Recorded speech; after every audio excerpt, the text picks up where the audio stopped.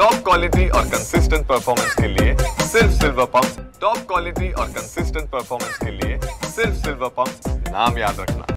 गेल्या 3 दिवसापासून बुलढाणा जिल्ह्यामध्ये पावसाची रिपरिप सुरू आहे। काही ठिकाणी संततधार सुरू आहे। मी सध्या चिखली तालुक्यातील आत्री शिवारामध्ये आहे। आपण जर पाहिलं तर शेतकऱ्यांच्या शेतामध्ये मोठ्या प्रमाणामध्ये या ठिकाणी पाणी साचलेलं आहे। परिणामी शेतकऱ्यांच्या पिकाचे या ठिकाणी नुकसान झाले। आंत्री ते गोदरी हा रस्ता या ठिकाणी सुरू आहे आणि या रस्त्याच्या दोन्ही बाजूला नाल्या काढणं आवश्यक होते। मात्र संबंधित विभागानं या रस्त्याच्या दोन्ही बाजूला नाल्या न काढल्यामुळे शेतकऱ्यांच्या शेतामध्ये या ठिकाणी पाणी साचलंय। परिणामी शेतकऱ्यांच्या पिकाचं मोठं नुकसान झाल्याचं आपल्याला दिसतंय।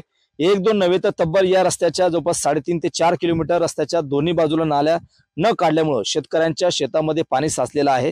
आज रोजी या शेताला तलावाचं स्वरूप आल्याचं आपल्याला या ठिकाणी दिसते आणि संपूर्ण पाणी जे आहे हे शेतामध्ये साचल्यामुळे पिकं सुद्धा पाण्याखाली आलेले आहेत। शेतकरी आपल्या सोबत आहेत। दादा मला सांगा काय तुमचं नुकसान झालंय? गेल्या अनेक दिवसापासून तुम्ही सार्वजनिक बांधकाम विभागाकडे तक्रारी करताय, अद्यापही दखल घेतली नाही। माझ्या शेतात मी 2 एकर शेत आहे। या 2 एकर शेतात सोयाबीन पेरली होती। त्यातलं जवळपास 1 एकर शेत पूर्ण पाण्याखाली गेलं आणि सोयाबीन तूर हे पिकाचं पूर्ण नुकसान झालं।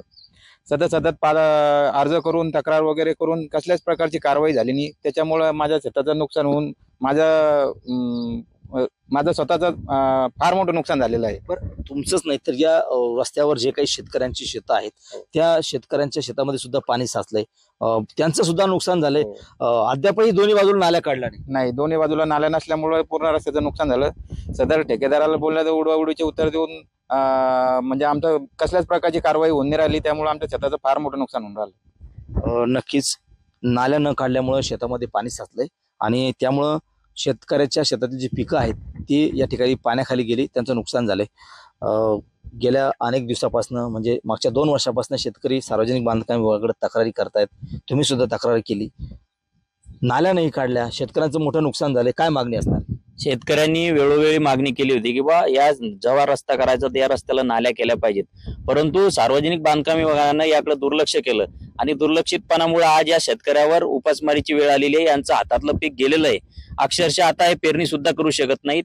आम्ही या संदर्भात बांधकाम विभागाकडे तक्रार सुद्धा केली, परंतु अद्यापपर्यंत कसलीही कारवाई बांधकाम विभागानं केलेली नाही।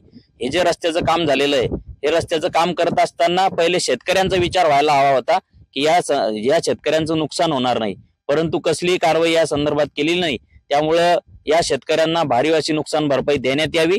त्याचप्रमाणे संबंधित ठेकेदार असतील, संबंधित जे अधिकारी आहेत त्या अधिकाऱ्यावर कारवाई करण्यात यावी ही आमची मागणी आहे। नक्कीच गेल्या 2 वर्षापूर्वीची सुद्धा नुकसान भरपाई मिळावी अशी मागणी या शेतकऱ्यांची आहे।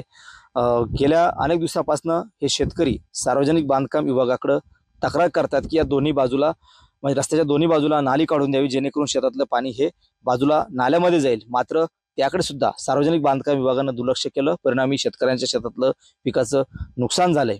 त्यामुळं मागील 2 वर्षाची सुद्धा नुकसान भरपाई या शेतकऱ्यांना द्यावी अशी मागणी या आंत्री शिवारातील आणि गोदरी शिवारातील शेतकऱ्यांनी केली। कॅमेरामन निलेश देशमुखसह गणेश सोळंकी, TV9 मराठी, चिखली, बुलढाणा।